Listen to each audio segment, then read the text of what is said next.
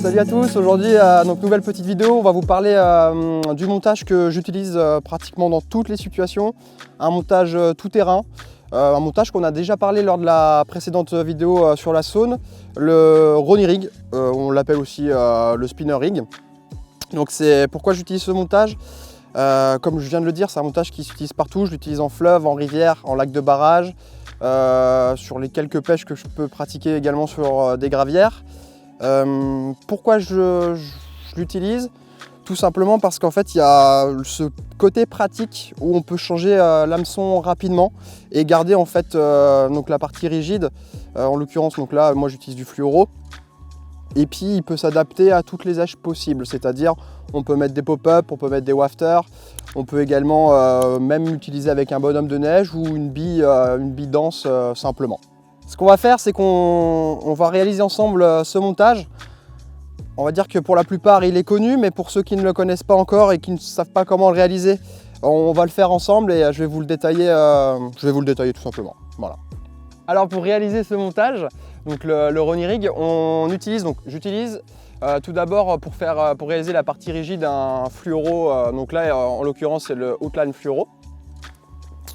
Donc je vais également utiliser donc un hameçon.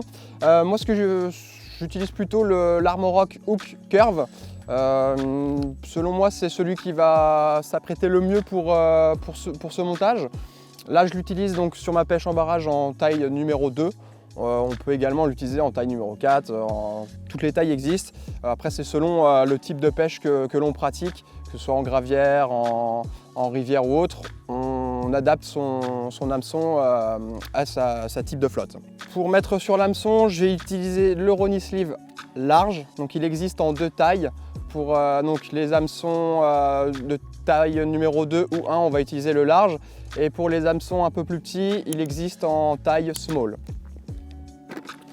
Je vais également utiliser le Super Grip Hook Bead. Donc celui-ci c'est tout simplement pour mettre sur l'hameçon et en fait bloquer le petit émerillon, mais ça on verra ça juste après quand je vais réaliser le montage. Le Hook Bed Swivel donc pour écher notre éche, donc pop-up, bouillie de danse, tiger équilibré, ce que vous souhaitez. Et pour relier l'hameçon à mon fluoro, je vais utiliser le Ronnie Swivel. Et après, niveau petits accessoires pour réaliser le montage, donc une paire de ciseaux, une aiguille pour écher.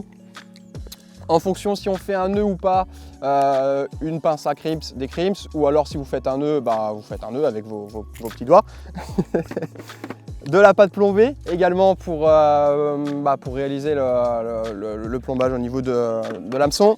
Et pour écher donc votre éche, donc là en l'occurrence on va le faire avec une pop-up, un petit fil dentaire.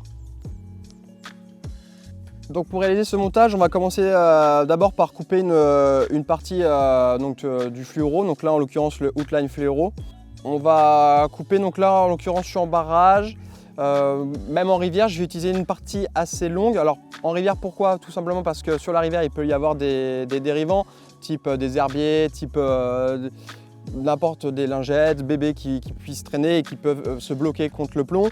En fait, je veux tout simplement que mon montage soit le plus éloigné du plomb et donc des dérivants.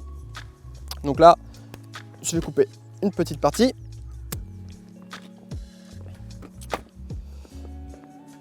Pour relier donc mon fluoro à mon agrafe qui est relié sur ma tête de ligne, on va tout d'abord insérer le petit anti-tangle sleeve,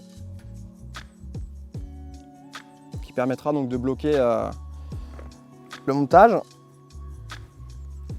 Afin de réaliser, donc vous pouvez réaliser soit une boucle manuellement comme ça, ou alors moi ce que je fais c'est que j'utilise le petit crimps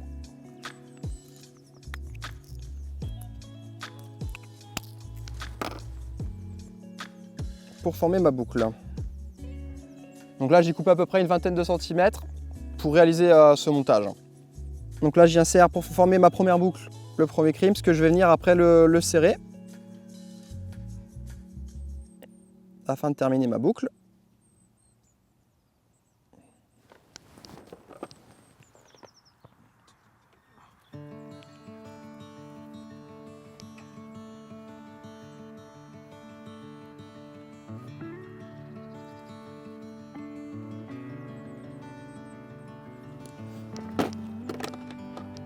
Je vais couper le petit excédent. Pas trop près. Donc voilà, là on a notre première boucle qui pourra être reliée donc sur notre agrafe. Ensuite on va réaliser une seconde boucle pour y insérer donc le Ronnie Swivel. Donc je commence par réinsérer donc un crimps sur sa première partie. Je vais venir incorporer donc le Ronnie Swivel qui permettra ensuite de relier mon hameçon. Donc j'insère mon petit Ronnie Swivel. Je forme la boucle.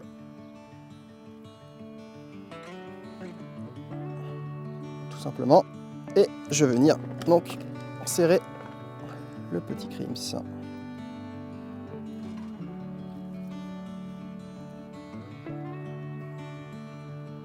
Voilà, donc notre partie rigide est prête. Ensuite, on va s'attaquer à l'hameçon. Donc pour la partie au niveau de l'hameçon, donc moi j'utilise l'Armorock Hook Curve en taille numéro 2.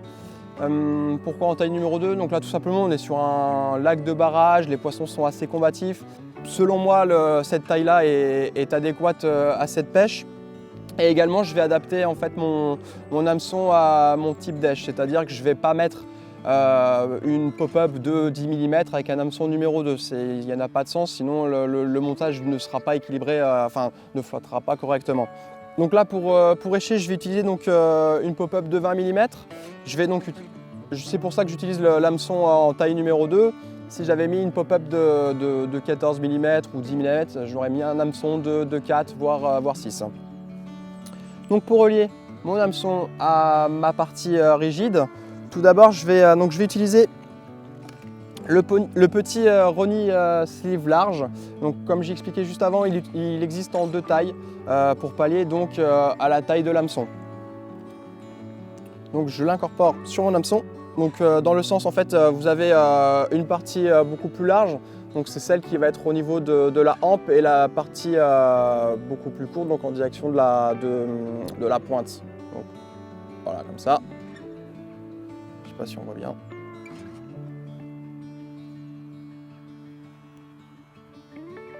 Voilà, ce qui donne à peu près ceci. Ensuite, pour pouvoir relier mon èche, sur l'hameçon, je vais utiliser donc le petit Hookbait Swivel. Il y a un anneau qui est un peu plus gros, donc c'est celui-ci qu'on va incorporer sur l'hameçon. Voilà, ce qui donne ceci.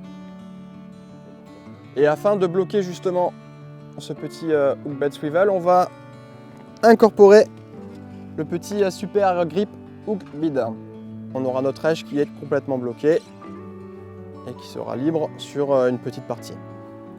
Ensuite, je récupère ma partie rigide. Et je viens insérer donc la petite agrafe dans l'œillet de l'hameçon. Tout simplement, vous voyez c'est assez rapide et justement c'est ce qui permet de préparer des hameçons d'avance par exemple pour mettre dans sa boîte, dans son bateau pour changer rapidement d'èche et s'adapter à la situation. Donc, vous voyez c'est assez rapide même pour enlever. Voilà, en une seconde, une fraction de seconde c'est enlevé. Hein. Et du coup après, et donc là, je forme l'agressivité avec le petit Ronnie sleeve large. Ouais. Tac. Voilà.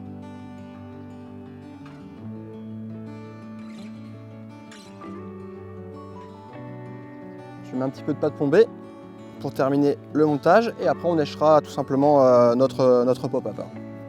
Donc je pose ma pâte plombée au niveau de mon agrafe, de mon crimps. Donc l'intérêt de la pâte plombée, tout simplement pour équilibrer parfaitement mon montage et qu'il se présente correctement sur le fond, tout simplement. Et pour terminer, donc on va écher, donc là en l'occurrence, la pop-up en 20 mm.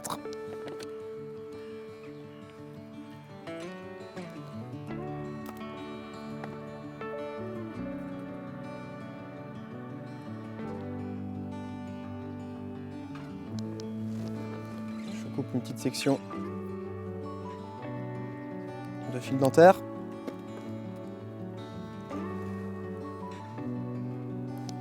mon fil dentaire que je viens insérer donc dans l'œillet du hook bed swivel.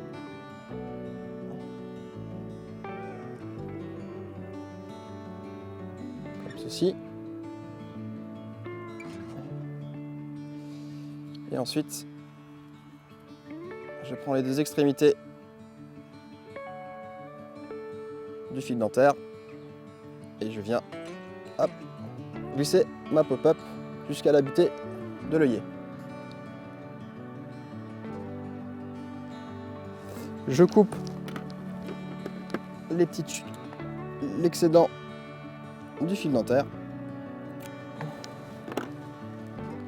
et je viens brûler cette partie.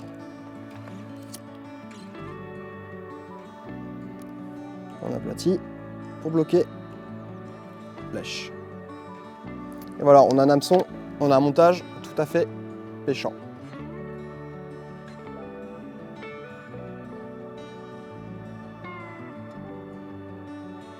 Donc voilà, le montage est terminé. On n'aura plus qu'à le relier donc sur le petit quick change qui se trouve sur votre tête de ligne.